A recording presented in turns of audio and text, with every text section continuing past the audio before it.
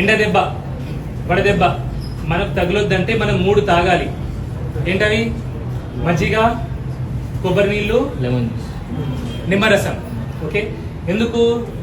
వాటిలో ఎలక్ట్రోలైట్స్ ఉంటాయి. Okay, lemon juice లో అయితే వైటమిన్ సి ఉంటుంది.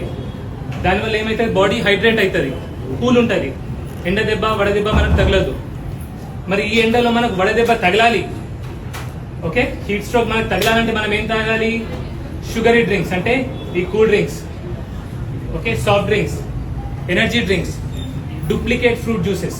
ఈ ప్యాకేజ్ ఫ్రూట్ జ్యూసెస్ ఏదైతే ఉంటాయో అందులో ఇంత ఫ్రూట్ జ్యూస్ ఉంటుంది, మిగతా అంతా షుగరీ వాటర్. ఆ షుగర్ వల్ల ఏమవుతుంది? బాడీ ఇంకా డిహైడ్రేట్ అయిపోతుంది. కొన్ని డ్రింక్స్ లో కెఫిన్ ఉంటుంది, అది ఇంకా డేంజరస్. ఓకే, సో మనం ఏమేమి తాగాలి? లెమన్ జ్యూస్, మజ్జిగ, కొబ్బరి నీళ్ళు. ఇంకోటి ఆలోచించండి, మనం ఈ కూల్ డ్రింక్స్ తాగితే డబ్బులు ఎక్కడికి వెళ్తాయి? అమెరికాకి వెళ్తాయి.